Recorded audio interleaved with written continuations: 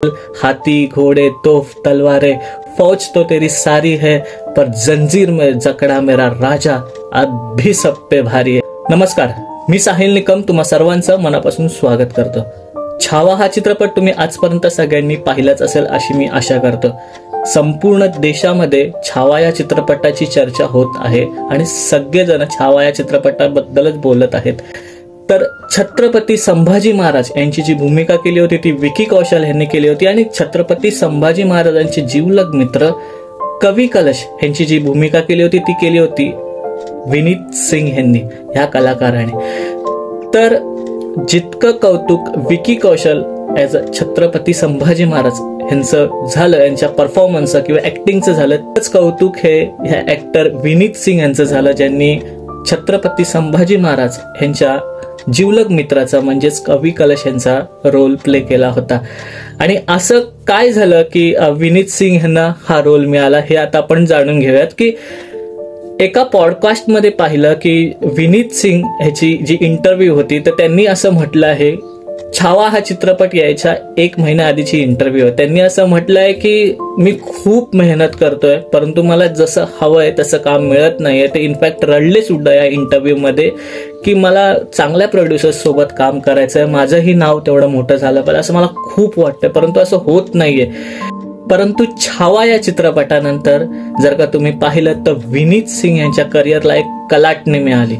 कारण आता जर का तुम्ही पाहिलं तर त्याच्या आजूबाजूला सेल्फीज काढण्यासाठी लोकांची गर्दी होत आहे. जिथे जिथे तो थिएटरमध्ये जातो त्याला ते डायलॉग म्हणायला सांगत आहे. तुम्ही तो डायलॉग ऐकलाच असेल, हाथी घोड़े तोफ तलवारें फौज तो तेरी सारी है, पर जंजीर में जकड़ा मेरा राजा अब भी सब पे भारी है. आणि आपला ऊर भरून येतो आणि आपल्याला असं वाटतं की हा कोण कलाकार आहे यार, किती भारी ऍक्टिंग केली आहे कवी कलश.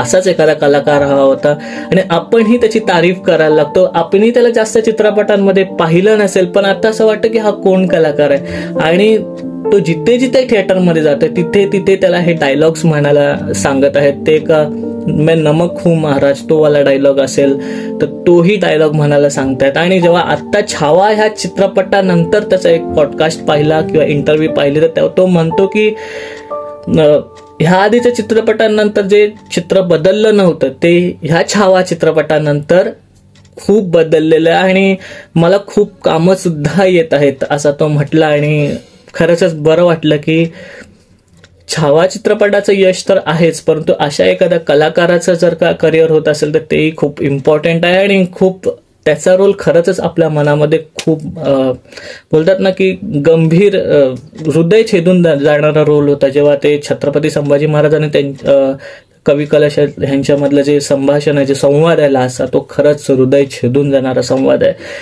ती कविता खूप छान होती. तर विनीत सिंग या हरहुन्नरी कलाकाराला आपल्या यूट्यूब चॅनलकडनं एक म्हणतात ना की खूप खूप शुभेच्छा त्यांच्या करिअरला की तुम्ही खरंच खूप चांगले ऍक्टर आहात आणि तुम्हाला छावासारखे अनेक चित्रपट मिळू ज्यातनं तुमचं ऍक्टिंग हे समोर येऊ सगळ्यांपर्यंत आणि तुम्ही यशाचे अनेक शिखर गाठो. हीच माझ्या यूट्यूब चॅनलकडनं आणि संपूर्ण जनतेकडनं तुम्हाला शुभेच्छा. आणि हो, आपले यूट्यूब चॅनल पाहत राहा आणि लास्ट बट नॉट लिस्ट स्वतःची काळजी घ्या.